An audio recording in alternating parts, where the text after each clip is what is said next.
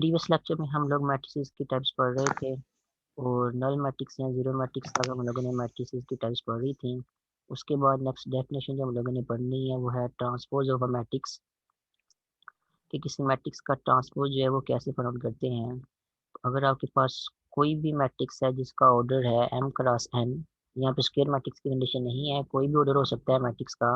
अगर आपके पास कोई मैट्रिक्स है जिसका ऑर्डर m क्रॉस n है, तो उस मैट्रिक्स का ट्रांसपोज आपको मिलेगा अगर आप क्या करें, उस मैट्रिक्स की रोज और कॉलम्स को आपस में इंटरचेंज कर दें। ठीक है, रोज और कॉलम्स को इंटरचेंज करने का मतलब ये, जो रोज हैं उनको कॉलम्स बना के लिख दें या फिर जो कॉलम्स हैं उनको रोज बना के लिख दें। तो इन दी एंड आपको जो नया मैट्रिक्स मिलेगा उसको हम कहेंगे कि वो ओरिजिनल मैट्रिक्स का ट्रांसपोज है। और यहाँ पे एक बात आपको क्लियर होगी क्योंकि हमने रोज को कॉलम्स या कॉलम्स को रोज बनाना होता है। तो अगर आपके के पास स्टार्ट में अगर मैट्रिक्स का ऑर्डर m क्रॉस n है, तो जब अब रोज को कॉलम्स या कॉलम्स को रोज बना देंगे तो ट्रांसफर लेने के बाद आपको जो नया मैट्रिक्स मिलेगा उसका ऑर्डर n क्रॉस m हो जाएगा।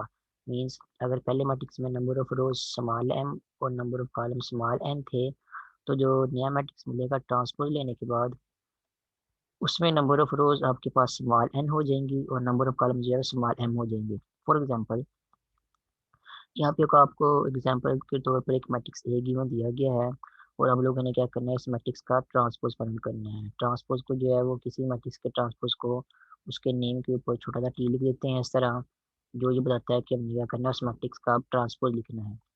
तो मैट्रिक्स ए आपके पास गिवन है क्वेश्चन में, आप लोगों ने क्या करना है, इस मैट्रिक्स ए का ट्रांसपोज फाइंड आउट करना है।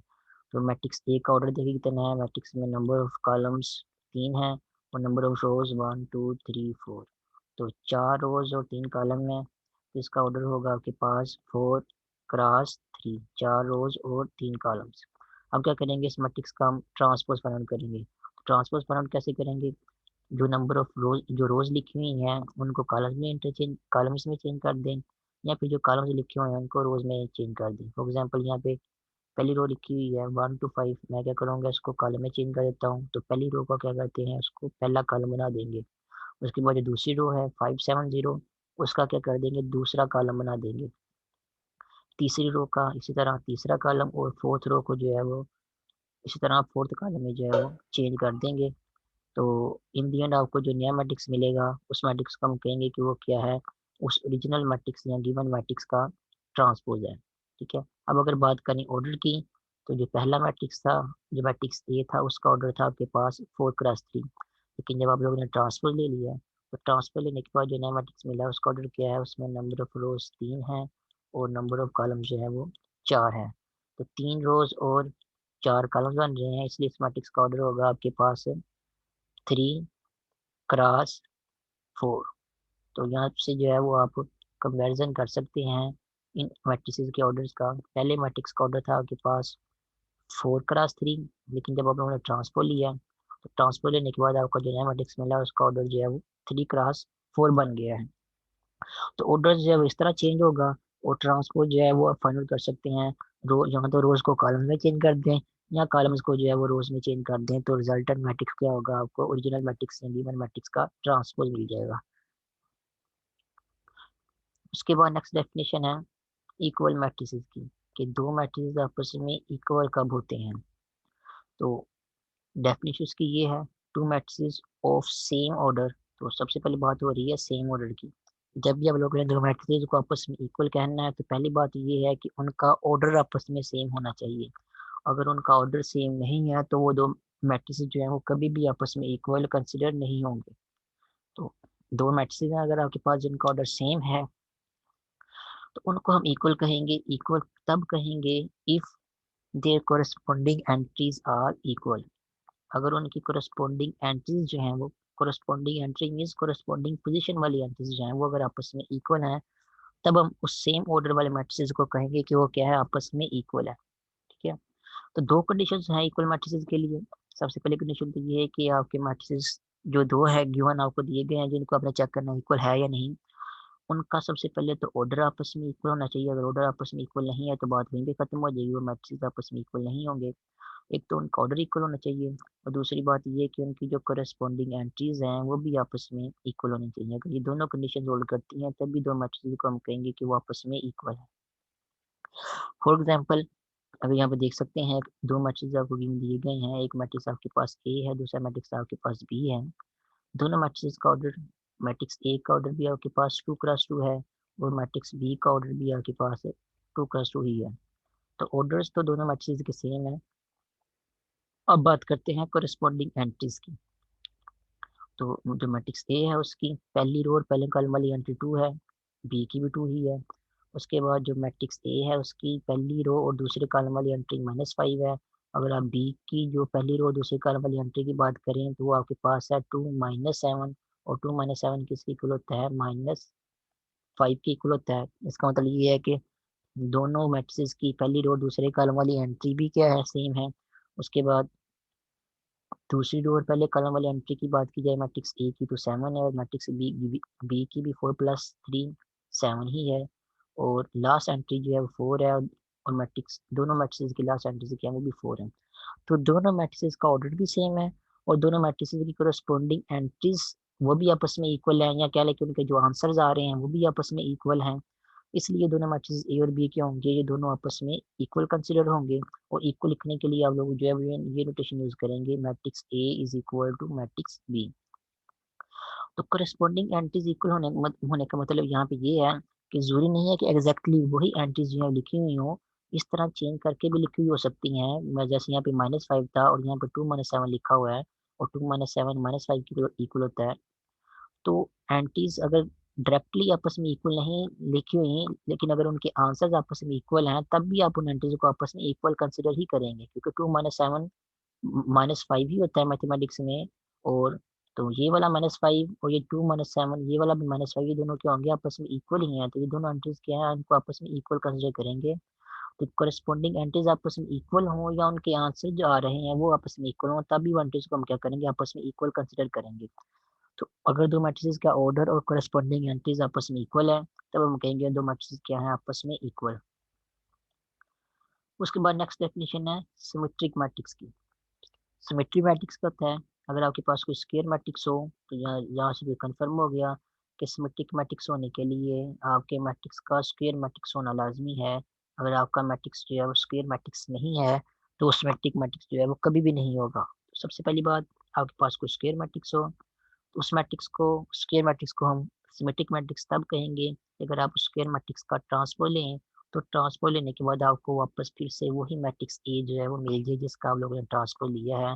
तो अगर कोई मैट्रिक्स जो है वो ये कंडीशन सेटिस्फाई करता है, उस मैट्रिक्स को हम सिमेट्रिक मैट्रिक्स कहेंगे। फॉर एग्जाम्पल, आपको एक स्क्रीन पे मैट्रिक्स ए लिखा हुआ नजर आ रहा है। मैट्रिक्स ए स्क्वायर मैट्रिक्स है किसका, क्योंकि इसका ऑर्डर 3 है, या इसका ऑर्डर कह लेंगे 3x3 है। तो अब हम क्या करते हैं, इसका ट्रांसफर लेते हैं, मीन्स रोज को कॉलम्स में या कॉलम्स को रोज में एंटर कर देते हैं। फॉर एग्जांपल यहाँ मुझे पहला कॉलम है 2 4 3, इसको मैं पहली रो बना देता हूँ 2 4 3। उसके बाद जो दूसरा कॉलम है 4 2 - 4, इसको इस मैट्रिक्स की दूसरी रो बना देता हूँ। उसके बाद जो तीसरा कॉलम है 3 - 4 और 3, इसको तीसरी रो में चेंज कर देता हूँ। तो मैट्रिक्स जो ए था उसके कॉलम्स को रोज में चेंज कर दिया है। तो जब रोज में चेंज कर दिया, इंडियन मुझे जो नया मैट्रिक्स मिलेगा उस मैट्रिक्स को मैं कहूँगा कि वो ओरिजिनल मैट्रिक्स का ट्रांसपोज है। तो ये मैट्रिक्स ए था तो ये फिर क्या होगा, मैट्रिक्स ए का ट्रांसपोज होगा। अब हम मैट्रिक्स ए के ट्रांसपोज के आंसर को देखें, वो वही मैट्रिक्स बन रहा है जो कि हमारे पास ओरिजिनली मैट्रिक्स ए था। तो ए के ट्रांसपोज जब हमने लिया तो आंसर हमारे पास वापस फिर से क्या आ गया है, मैट्रिक्स ए ही आ गया है। इसका मतलब ये है कि जो मैट्रिक्स ए है वो क्या है, हमारे पास है सिमेट्रिक मैट्रिक्स है। तो ये सिमेट्रिक मैट्रिक्स की एग्जांपल, उसके अलावा खुद भी जो है वो आप सिमेट्रिक मैट्रिक्स की जो है वो बहुत सी एग्जांपल बना सकते हैं। जरूरी नहीं है कि आप लोगों ने कोई मैट्रिक्स जो है वो स्पेशल याद करना है जिसका ट्रांसपोज लेने के बाद आपको जो है उसमें वो मैट्रिक्स जो है दोबारा फिर से मिल जाए और आप कह सकें कि ये सिमेट्रिक मैट्रिक्स है। एग्जाम्पल सिमेट्रिक मैट्रिक्स की आप खुद से भी बहुत सारे बना सकते हैं। वो कैसे बना सकते हैं, वो सीखने के लिए सबसे पहले जो है आप इसी एग्जाम्पल को देखिए, इसमें उन्होंने क्या किया हुआ है। इसमें डायगोनल एंट्रीज जो यहाँ पे लिखी हुई हैं, डायगोनल एंट्रीज वो वाली होती हैं जिनकी पोजीशन अगर आप देखें तो उनकी पोजीशन में रो नंबर और कॉलम नंबर जो है सेम आ रहा होता है। जैसे ये पहला 2 है, ये पहली रो पहले कॉलम में है, दूसरा 2 है ये दूसरी रो और दूसरे कॉलम में है, ये 3 जो है वो ये तीसरी रो और तीसरे कॉलम में है। तो जिन एंट्रीज की रो नंबर और कॉलम नंबर सेम हो उन एंट्रीज को स्क्वायर मैट्रिसेस के केस में जो है वो डायगोनल एंट्रीज कहते हैं। तो इस मैट्रिक्स में देखिए डायगोनल एंट्रीज जो है आप चाहे जो मर्जी ले लें, 2 2 3 या 2 -1 2 जो मर्जी अपनी मर्जी से ले लें। उसके बाद नेक्स्ट जो आप लोगों ने नॉन डायगोनल एंट्रीज लेनी है, नॉन डायगोनल एंट्रीज उनको कहते हैं जो डायगोनल एंट्रीज के अलावा होती हैं। जो नॉन डायगोनल एंट्रीज है, फॉर एग्जांपल यहाँ पे 4 को देखिए, अगर यहाँ पे 4 लिखा हुआ है तो इसकी अपोजिट साइड पे बिल्कुल इसके सामने भी क्या लिखा हुआ है, 4 लिखा हुआ है। उसके बाद यहाँ पे कॉर्नर पे अगर 3 लिखा हुआ है तो इसकी अपोजिट साइड पे कॉर्नर में देखें तो वहाँ पे भी 3 लिखा हुआ है। और उसके अलावा अगर यहाँ पे इस 3 के नीचे अगर -4 लिखा हुआ है तो -4 की बिल्कुल सामने अपोजिट साइड पे जो है वो भी -4 ही लिखा हुआ है। तो जो सामने वाली एंट्रीज है, नॉन डायगोनल एंट्रीज है सामने वाली, वो सेम रखी हुई है। तो अगर इस तरह आप किसी मैट्रिक्स की एंट्रीज लिखेंगे तो जब उस आप उस मैट्रिक्स का ट्रांसपोज लेंगे तो ट्रांसपोज लेने के बाद आपको अगेन वही मैट्रिक्स मिलेगा जो मैट्रिक्स आप लोगों ने यहाँ पे पहले से लिखा हुआ है। फॉर एग्जाम्पल अगर मैं आपको एक एग्जाम्पल खुद से बना के दिखाऊं ट्रांसपोज मैट्रिक्स की तो कैसे बनेगी आपके पास। एक मैट्रिक्स मैं यहाँ पे लिखता हूँ, फॉर एग्जाम्पल स्टार्ट में 2 × 2 का लिखता हूँ, एक मैट्रिक्स लिखा हुआ है 2 × 2 का। इस मैट्रिक्स को जो है लेट्स मैं मैट्रिक्स ए का नाम दे देता हूँ। अब इसकी डायगोनल एंट्रीज कोई भी मैं अपनी मर्जी से लिख देता हूँ, लेट्स से 1 और 2। उसके बाद जो नॉन डायगोनल एंट्रीज हैं जो कि अपोजिट एंट्रीज आ रही होंगी नॉन डायगोनल एंट्रीज, मैं क्या करूंगा उनको आपस में सेम रखूंगा। फॉर एग्जाम्पल अगर मैं यहाँ पे 6 लिखता हूँ नॉन डायगोनल एंट्री तो यहाँ पे भी क्या कर दूंगा, 6 ही लिख दूंगा। अब क्या करते हैं, अब इस मैट्रिक्स ए का ट्रांसपोज लेके देखते हैं क्या आंसर आता है। इस मैट्रिक्स का ट्रांसपोज जब हम लेंगे तो ए ट्रांसपोज किसके इक्वल आएगा कि जो मैट्रिक्स ए है उसकी रोज को कॉलम्स में चेंज कर दें। तो मैट्रिक्स ए है उसकी पहली रो क्या है, उसकी पहली रो आपके पास है 1 और 6। क्या करेंगे, इसको पहला कॉलम बना देंगे 1 और 6। उसके बाद जो मैट्रिक्स ए है उसकी दूसरी रो क्या है, उसकी दूसरी रो है 6 और 2। इसको क्या करेंगे, कॉलम बना देंगे, दूसरा कॉलम यहाँ पे आ जाएगा 6 और 2, ये क्या कर दिया दूसरा कॉलम बना दिया है। अब ये आपके पास जो है मैट्रिक्स ए का ट्रांसपोज आ गया है। तो अगर आप देखें तो ये मैट्रिक्स ए का ट्रांसपोज आ रहा है, ये वही मैट्रिक्स ए दोबारा फिर से आ गया है। इसका मतलब ये जो मैट्रिक्स ए मैंने यहाँ पे लिखा है ये वाला मैट्रिक्स, ये मैट्रिक्स क्या है हमारे पास, सिमेट्रिक मैट्रिक्स है। उसी तरह आप 3 × 3 की भी एग्जाम्पल खुद से बना सकते हैं। यहाँ पे अगर आप जो है वो कोई भी 3 × 3 का मैट्रिक्स जो है वो लिखें, for example let's say matrix यहाँ पे मैं लिखता हूँ एक मैट्रिक्स बी, 3 × 3 को ऑर्डर का लिखूंगा और सिमेट्रिक मैट्रिक्स लिखूंगा, याद रखने की जरूरत नहीं है, खुद से बना सकते हैं। तो लिखना कैसे है मैट्रिक्स जो कि सिमेट्रिक मैट्रिक्स हो। सबसे पहले आप क्या करें, डायगोनल एंट्रीज कोई भी से अपनी मर्जी से लिखनी है। फॉर एग्जाम्पल यहाँ पे मैं 0 कर देता हूँ, यहाँ पे -1, यहाँ पे लेट्स से 9 कर दिया। कोई भी एंट्रीज डायगोनल एंट्रीज में आप लिख दिया अपनी मर्जी से। उसके बाद जब नॉन डायगोनल एंट्रीज की बारी आएगी तो ऑपोजिट एंट्रीज आप लोगों ने क्या करनी है, सेम सेम रखनी है। फॉर एग्जाम्पल अगर यहाँ पे मैं लेट्स से -7 लिखता हूँ तो इसके ऑपोजिट बिल्कुल सामने जो है जो एंट्री आएगी यहाँ पे वो भी मुझे क्या लिखनी पड़ेगी, -7 जो है लिखनी पड़ेगी। उसके बाद नेक्स्ट जो कॉर्नर वाली एंट्री है उसको अगर मैं लिखता हूँ आपके पास लेट्स से वो 8 है तो इसके बिल्कुल ऑपोजिट जो कॉर्नर वाली एंट्री होगी उसको भी क्या लिखूंगा, मैं 8 ही लिखूंगा। इसी तरह जो 8 के नीचे वाली एंट्री बच गई है वो अगर मैं लेट्स से लिखता हूँ आपके पास यहाँ पे लेट्स से 0 कर देता हूँ तो ये भी एंट्री मुझे फिर सामने वाली क्या करनी पड़ेगी, मुझे ये भी 0 ही करनी पड़ेगी। क्या किया, डायगोनल एंट्रीज कुछ भी लिख दी है मैंने अपनी मर्जी से, लेकिन जो नॉन डायगोनल एंट्रीज लिखी हैं वो इस तरह लिखी हैं कि ऑपोजिट एंट्रीज जो है आपस में सेम बने। अब ये जो मैट्रिक्स बन गया इन दी एंड मेरे पास 3 × 3 ऑर्डर का मैट्रिक्स, ये मैट्रिक्स कन्फर्म बात है कि सिमेट्रिक मैट्रिक्स ही होगा। आप चाहे तो अगर इस मैट्रिक्स का अगर ट्रांसपोज लें, अब इस मैट्रिक्स बी का ट्रांसपोज लेंगे तो ट्रांसपोज लेने के बाद हमें दोबारा फिर से यही मैट्रिक्स बी जो है वो मिल जाएगा, जहाँ से कंफर्मेशन हो जाएगी ये मैट्रिक्स जो बी लिखा हुआ है यहाँ पे, ये मैट्रिक्स बी बी क्या है आपके पास एक सिमेट्रिक मैट्रिक्स है। तो ट्रांसपोज आप देख सकते हैं, आपको डी ट्रांसपोज लेना अब लेना आता है आप लोगों को, ज़्यादा मुश्किल काम नहीं है।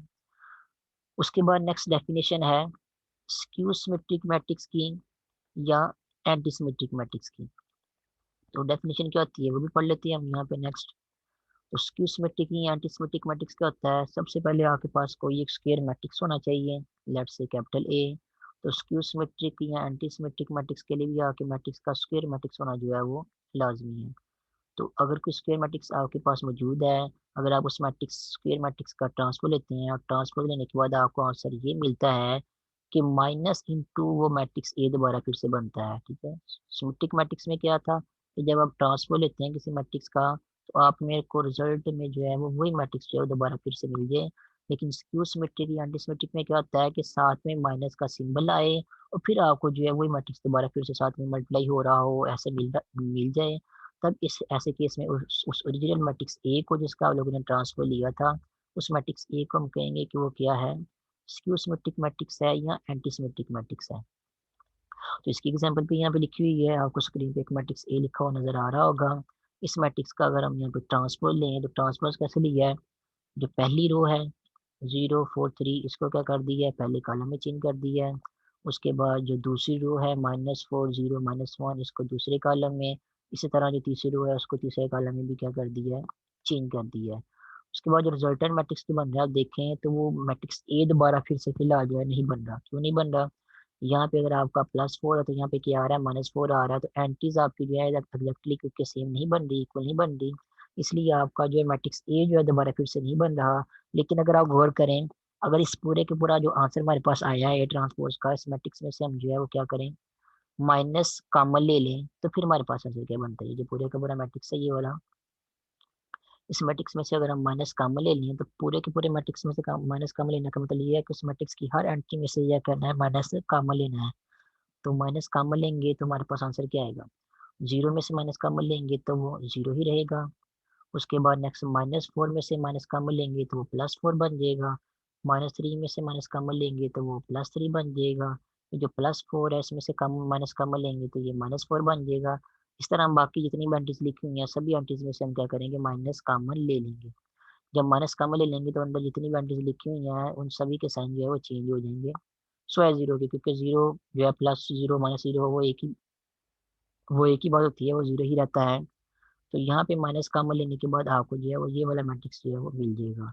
और ये जो मैट्रिक्स आपको मिला है इसके अगर आप फोकस फोकस करें या इसको इस मैट्रिक्स ए के साथ कंपेयर करें तो ये वाला मैट्रिक्स और माइनस कॉमन लेने के बाद ये वाला मैट्रिक्स जो आ रहा है, दोनों क्या है, इक्वल मैट्रिक्स भी हैं, सेम मैट्रिक्स भी हैं। तो कहने का मतलब ये है कि आपको माइनस कॉमन लेने के बाद दोबारा फिर से जो नया मैट्रिक्स माइनस के साथ मल्टीप्लाई हो रहा है वो मिला है, वो मैट्रिक्स क्या मिल गया है, ए ही मिला है। तो इन दी एंड आपका आंसर क्या बन जाएगा, ये वाला माइनस एज इट इज आ जाएगा नीचे, उसके साथ जो मैट्रिक्स लिखा है वो क्या मैट्रिक्स ए है, तो यहाँ पे हम लिख देंगे -(a). तो इन दी एंड आपको क्या मिला है, जब आप लोगों ने मैट्रिक्स ए का ट्रांसपोज लिया है तो ट्रांसपोज लेने के बाद आपको आंसर क्या मिला है, -(a). ए क्या है, वही मैट्रिक्स है जिसका हम लोगों ने ट्रांसपोज लिया है। आपको जो है वो -(a) आंसर मिल गया है। इसका मतलब ये जो मैट्रिक्स ए आपको आपने डिस्कस स्टार्ट जिसे आप लोगों ने स्टार्ट किया था, वो मैट्रिक्स ए के आपके पास एक स्क्यू सिमेट्रिक मैट्रिक्स है। इस तरह जैसे सिमेट्रिक मैट्रिसेस में बात हो रही थी, इसी तरह स्क्यू सिमेट्रिक मैट्रिसेस में हम बात कर लेते हैं। एक स्क्यू सिमेट्रिक मैट्रिसेस की भी एग्जांपल्स आप लोगों को ज़बानी याद रखने की ज़रूरत नहीं है। आप लोग जो है खुद से भी बहुत सारी एग्जांपल जो है स्क्यू सिमेट्रिक मैट्रिसेस की जो है बना सकते हैं। वो सीखने के लिए क्या करना होगा, उसको सबसे पहले जो गिवन एग्जांपल सॉल्व की गई है, यहाँ पे दी गई है, उसको पहले देखिए कि वहाँ पे मैट्रिक्स ए जो है किस तरह कंसिडर किया गया है। तो मैट्रिक्स ए को देखें कि जितनी भी डायगोनल एंट्रीज थी वो यहाँ पे सारी की सारी जो है वो 0 लिखी हुई हैं। उसके अलावा जो ऑपोजिट एंट्रीज हैं वो सेम तो हैं, लेकिन उनके सिंबल जो है या साइन जो है वो क्या है, डिफरेंट है। यहाँ पे +3 है तो यहाँ पे क्या है, -3 है। यहाँ पे अगर -1 है तो यहाँ पे क्या है, +1 है। तो स्क्यू सिमेट्रिक मैट्रिसेस की एग्जांपल में ये चेंजिंग आ रही है कि आपकी जितनी भी डायगोनल एंट्रीज हैं वो सारी की सारी 0 हैं, और जो नॉन डायगोनल एंट्रीज हैं वो इक्वल नहीं है, जस्ट क्या है, लेकिन नंबर वाइज तो आपस में इक्वल है, लेकिन उनके जो है वो साइन जो है वो डिफरेंट है। तो हम भी क्या कर सकते हैं, इस तरह इस कंसेप्ट को यूज करते हुए मैट्रिसेस की और भी एग्जांपल ऐसे बना सकते हैं जो कि स्क्यू सिमेट्रिक मैट्रिसेस हों। फॉर एग्जांपल मैं आसानी के लिए सबसे पहले 2x2 मैट्रिसेस से स्टार्ट करता हूँ। आप 2x2 मैट्रिसेस की भी खुद से स्क्यू सिमेट्रिक की एग्जांपल बना सकते हैं। कैसे बनानी है, लेट्स से अगर आपके पास कोई मैट्रिक्स बी है, वो मैं क्या लिखता हूँ, इस तरह लिखता हूँ कि जो डायगोनल एंट्रीज हैं सबसे पहले क्या करता हूँ, उनको 0 कर देता हूँ। याद रखिए स्क्यू सिमेट्रिक मैट्रिक्स में आपका स्क्वायर मैट्रिक्स होना लाजमी है, तो स्क्वायर मैट्रिक्स होना चाहिए जो भी मैट्रिक्स आपने लिखना है। तो डायगोनल एंट्रीज को क्या कर दिया है, 0 कर दिया है। और उसके अलावा जो नॉन डायगोनल एंट्रीज हैं उनको क्या करेंगे, उनके साइन जैसे जो है वो डिफरेंट रखेंगे, वैसे ही क्या होगा, उनका मैग्नीट्यूड आपस में इक्वल ही होगा। तो यहाँ पे अगर लेट्स से लिखते हैं हम -2 लिखते हैं, तो इससे ऑपोजिट जो एंट्री होगी उसको फिर क्या लिखेंगे, +2 लिखेंगे। ठीक है, ये जो मैट्रिक्स बी है आपका करते हैं हम इसका ट्रांसपोज फाइंड आउट करते हैं। तो बी का ट्रांसपोज कैसे फाइंड आउट करेंगे, रोज को कॉलम में चेंज कर देंगे। पहली रो आपके पास 0 - 2 है, वो क्या बन जाएगा, 0 - 2 पहला कॉलम बन जाएगा। उसके बाद दूसरी रो आपके पास क्या है, दूसरी रो आपके पास 2 और 0 है, तो ये 2 और 0 दूसरी रो है आपके पास, ये दूसरा कॉलम बन जाएगा। तो आपके पास ये बी के ट्रांसपोज का आंसर आ जाएगा।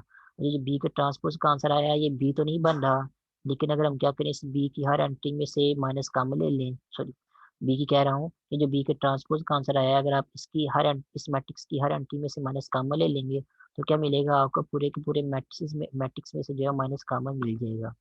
ये जो आपका आंसर है मैट्रिक्स आया है, इस पूरे के पूरे मैट्रिक्स में से हम क्या करेंगे, माइनस कॉमन लेंगे, तो 0 में से माइनस कॉमन लेंगे 0 ही रहेगा। इस 2 में से माइनस कॉमन लेंगे तो आंसर हमारे पास आ जाएगा -2। उसके बाद अगेन इस -2 में से माइनस कॉमन लेंगे तो आंसर हमारे पास जो है वो क्या आएगा, +2 आ जाएगा। और लास्ट वाले 0 से माइनस कॉमन लेंगे तो वो 0 ही रहेगा। तो इन दी एंड आपको आंसर मिल गया माइनस इंटू दिस मैट्रिक्स। ठीक है, अब इस मैट्रिक्स को, ये जो आपके पास आंसर में आया माइनस के साथ मल्टीप्लाई हो रहा है, इस मैट्रिक्स को मैट्रिक्स बी के साथ कंपेयर करें तो दोनों मैट्रिक्स क्या आ रहे हैं, सेम ही है। तो इसका मतलब ये कि आपको आंसर मिल गया है minus into B matrix.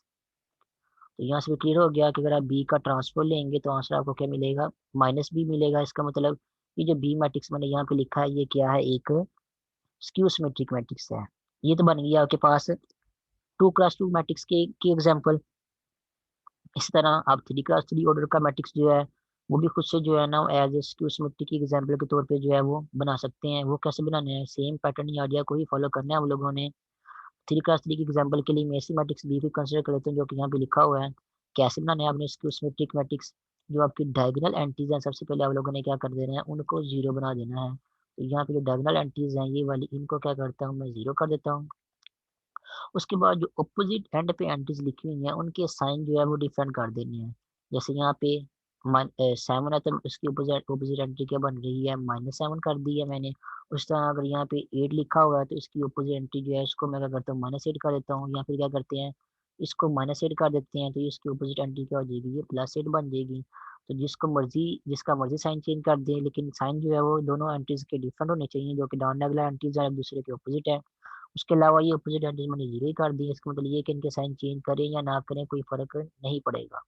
In the and अब जो मैट्रिक्स यहाँ पे बी लिखा हुआ है, ये भी आपके पास एक स्क्यू सिमेट्रिक मैट्रिक्स है। लिखा कैसे है, उसी पैटर्न को फॉलो करते हुए कि डायगोनल एंटीज जो है आप 0 कर दें, और जो नॉन डायगोनल एंटीज हैं, अपोजिट लिखी हुई एंटीज, उनके जो है वो जस्ट साइन चेंज कर दें। वैसे मैग्नीट्यूड वाइज दोनों एंटीज क्या होनी चाहिए, सेम होनी चाहिए। तो आपको जो रिजल्टेंट मैट्रिक्स मिलेगा वो एक स्क्यू सिमेट्रिक मैट्रिक्स में। आप चाहे तो इस मैट्रिक्स का ट्रांसपोज लेके भी चेक कर सकते हैं कि ट्रांसपोज लेने के बाद भी जब आप इस मैट्रिक्स बी का ट्रांसपोज लेंगे, तो ट्रांसपोज लेने के बाद जब आपको नया मैट्रिक्स एक आंसर मिलेगा, वो यही मैट्रिक्स बी दोबारा फिर से जो है नहीं बनेगा। लेकिन जब आप उसमें से माइनस कॉमन लेंगे, तो माइनस कॉमन लेने के बाद आपका आंसर जो है वो जो माइनस के साथ मैट्रिक्स मल्टीप्लाई हो रहा होगा, वो मैट्रिक्स बी बन जाएगा। तो इन दी एंड आपको रिजल्ट मिल जाएगा B transpose is equal to -b। क्योंकि बी का ट्रांसपोज लेने के बाद आंसर आपको -b मिला है, इसलिए जो मैट्रिक्स बी है यहाँ पे जो लिखा हुआ है, ये मैट्रिक्स बी आपके पास क्या है, एक स्क्यू सिमेट्रिक मैट्रिक्स है। इस तरह आप स्क्यू सिमेट्रिक मैट्रिक्स की जो है वो खुद से भी बहुत सारी एग्जांपल जो है वो बना सकते हैं। डायगोनल मैट्रिक्स किसे कहते हैं, तो जो पहले मैं वर्ड्स में समझा दो, डायगोनल मैट्रिक्स किसे कहते हैं।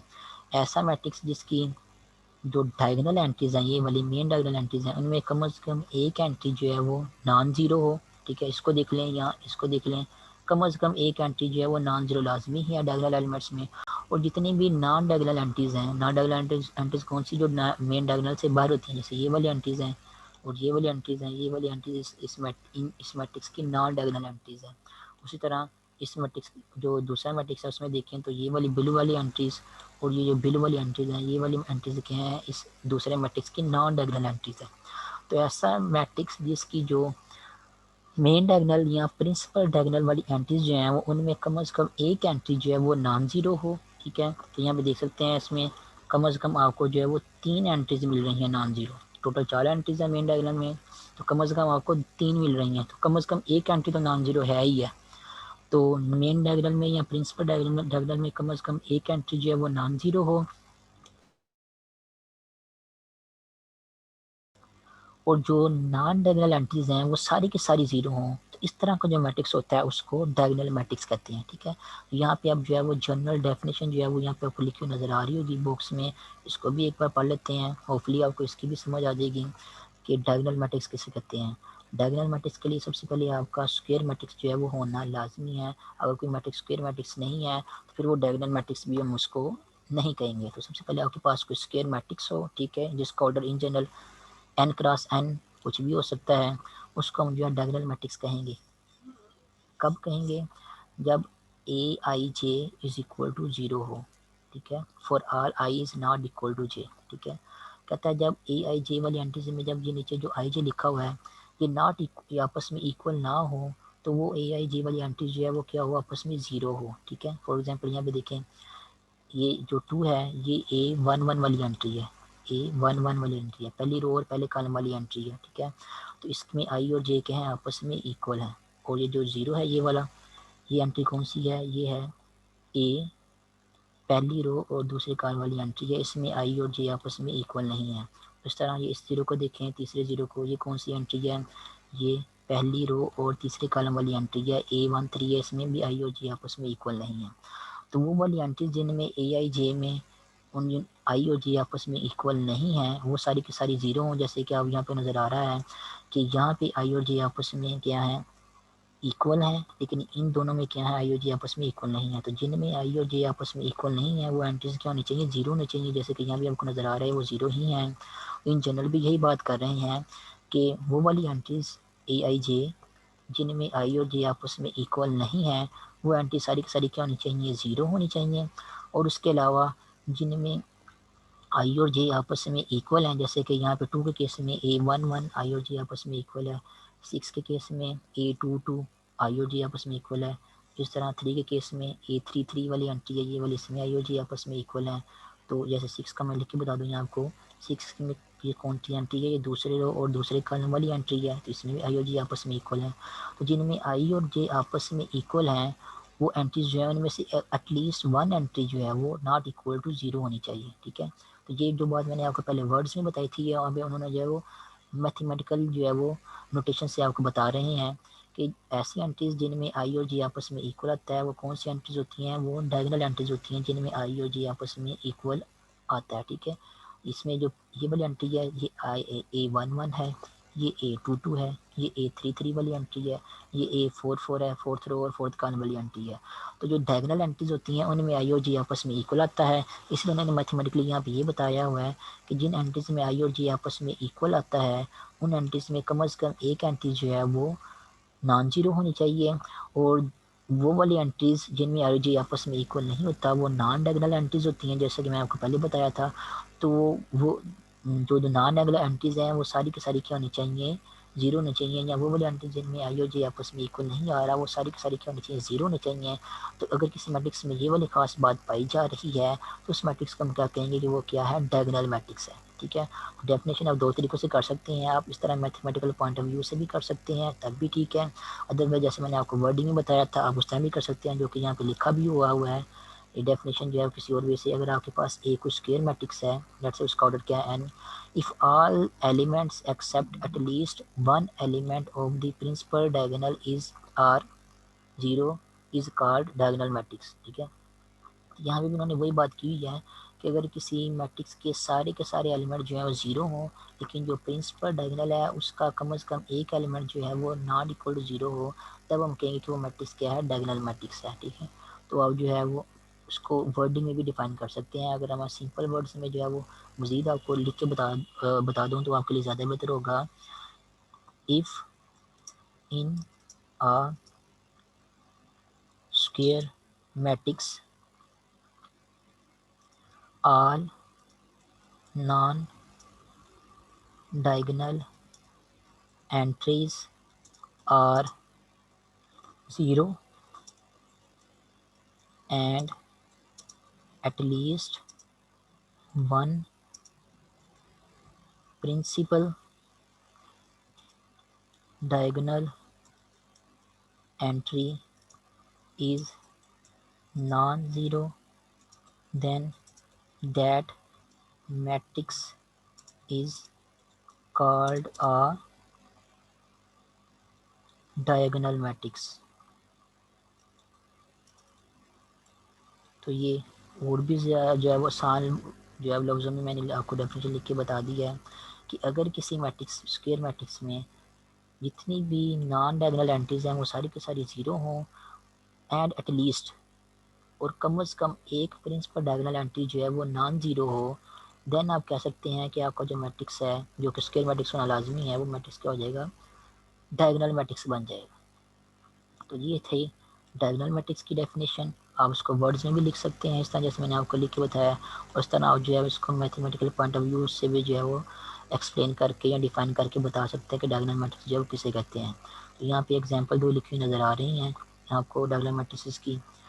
तो आप देख सकते हैं कि जितनी भी नॉन डायगोनल एंट्रीज हैं यहाँ पे देख रहे हैं, ये वाली एंट्रीज और ये वाली एंट्रीज जो है वो नॉन डायगोनल एंट्रीज हैं, ये भी सारी की सारी जीरो हैं।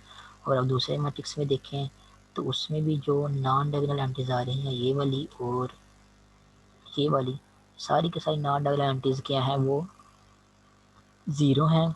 और जो प्रिंसिपल डायगोनल वाली एंट्रीज हैं उनमें कम से कम एक एंट्री आपको जो है वो नॉन ज़ीरो लाजमी मिल जाएगी।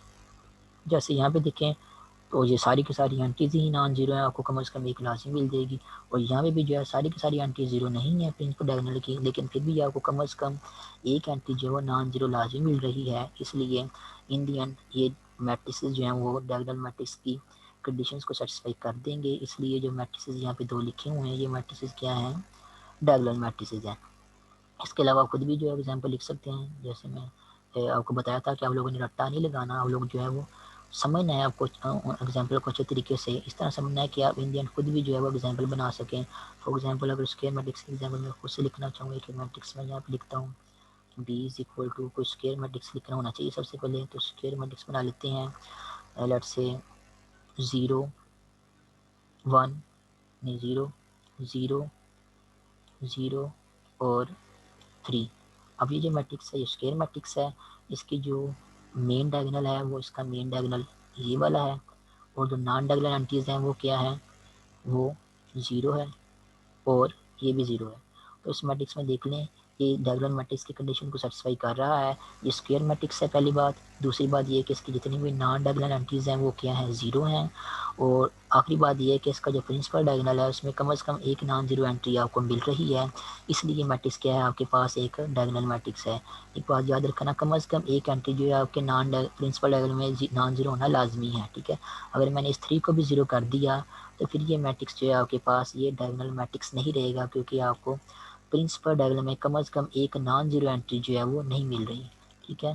तो अगर आपने इसको ज़ीरो किया है तो ये अब ये क्या होगा, डायगोनल मैट्रिक्स नहीं है। फिर क्या करें, आप इसको चेंज कर दिए, अगर आपने जो है डायगोनल मैट्रिक्स की कोई एग्जांपल लिखनी है तो मैं क्या करता हूँ, अगर इसको 8 कर देता हूँ और इसको 0 कर देता हूँ, अब भी ये मैट्रिक्स क्या है, अब क्या है, ये डायगोनल मैट्रिक्स है। लेकिन अगर मैंने दोनों एलिमेंट 0 कर दिए, ऊपर वाला भी 0 कर दिया, ये भी 0 कर दिया, और नॉन डायगोनल एंट्रीज तो पहले से 0 हैं, तो अब ये डायगोनल मैट्रिक्स जो है वो नहीं होगा, ठीक है।